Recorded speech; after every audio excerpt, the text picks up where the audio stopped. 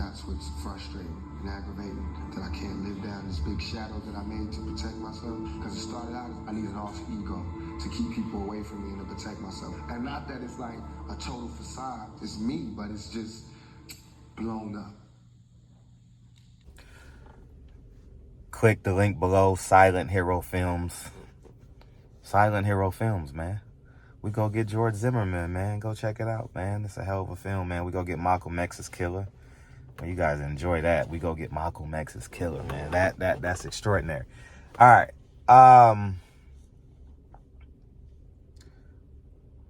So what you guys just heard, I believe I'm gonna put at the beginning of the end of the video, is Tupac saying that he created Tupac, the gangster, to protect himself, meaning that it's fake, it's a fraud.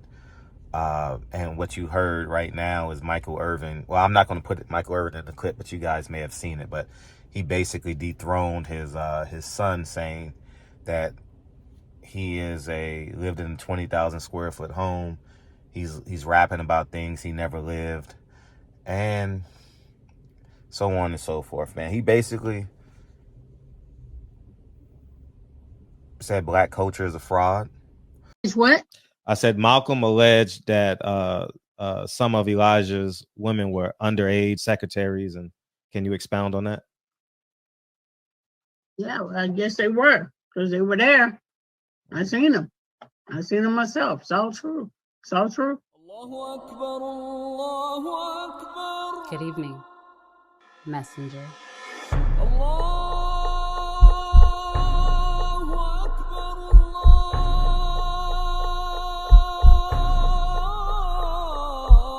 You convinced us that you were the last messenger.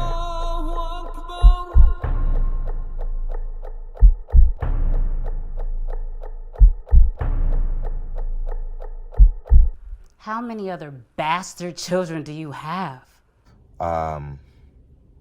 Basically exposes hip-hop music, Tupac and all these other guys who claim to be a thug when they really not.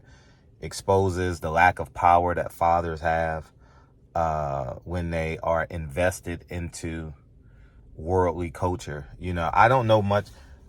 I grew up with Michael Irving, and I just remember cocaine and drugs being a part of his profile. I remember him assaulting a teammate with scissors.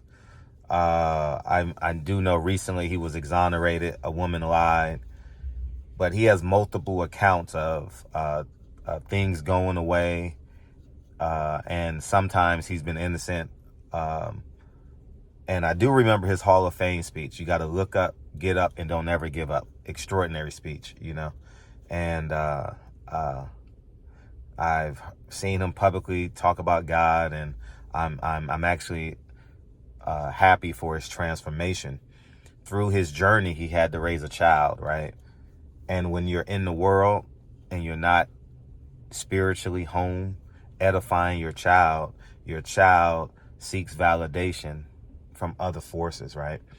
And you say, Fred, what are you talking about? Well, Denzel Washington's sons, I don't see Denzel Washington's son in the streets, you know. He's a movie producer now, if I'm not mistaken. And the reason why I use him as an example, Denzel Washington is an actor. I believe he should have executive producer credits by now, and he should have co-directed maybe some films here and there. I don't know precisely, but the son looks up to the father, and the father ultimately should be the first contact and first role model, first God on earth, so to speak. And Michael Irving had some difficulties, and with those difficulties, put breaches. The word breaches the relationship between father and son. And in those breaches, quite possibly, this is just an hypothesis, the son linked on hip hop and worldly and street culture and this fake black culture that we have in our society.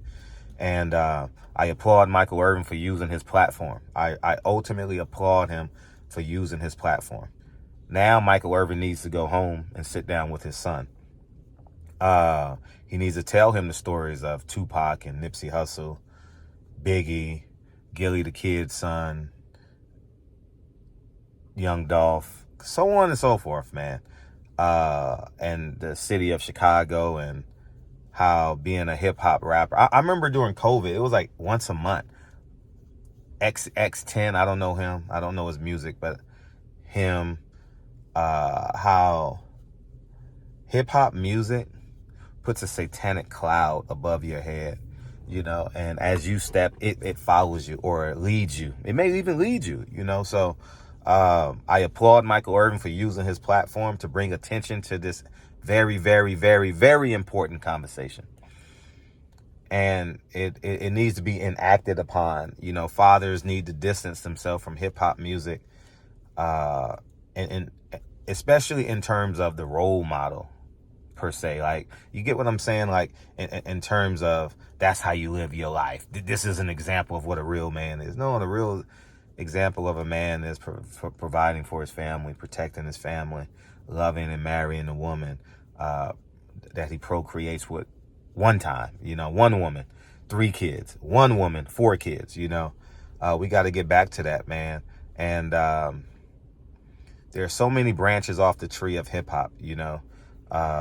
It promotes drug use, it promotes prostitution, it promotes pimps, it promotes drug dealers, it promotes street culture, it promotes debauchery, it promotes the detachment of family, separation of family.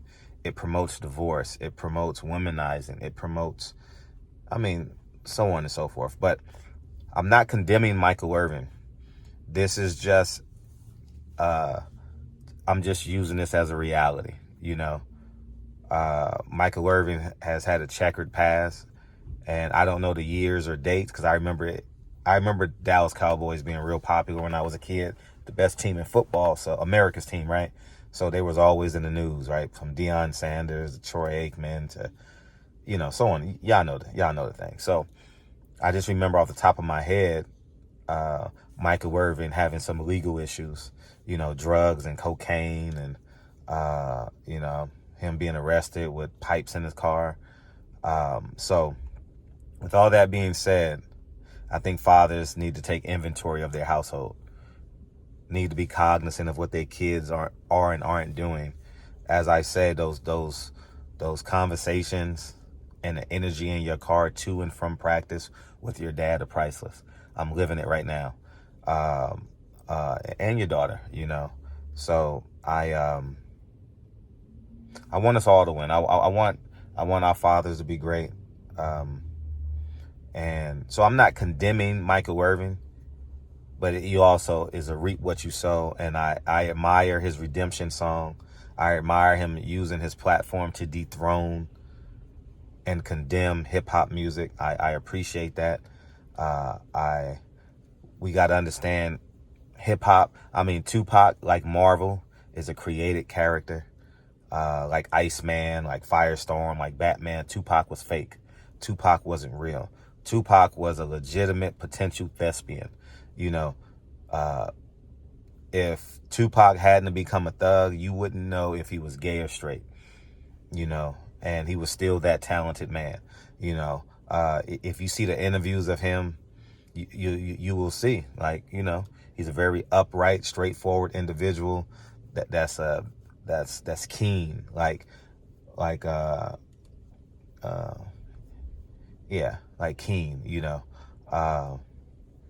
kind of like a combination of James Baldwin and Huey P. Newton. You get what I'm saying? He was kind of like that. So anyways, man, y'all go ahead and have a beautiful day. If you don't understand what I'm saying, go watch Dear Mama, go pull up the old clips, and you will see Tupac, you know, in his authentic space. And salute to Michael Irving for using his platform. I appreciate his redemption. And also, he got to take inventory of his child. He got to go home and tell his son, nah, we ain't doing this. This is bad for the Irving brand. Nah, we ain't doing this. You about to retire from hip hop. Anyways, y'all have a great day, and I'll talk to you guys soon. Peace.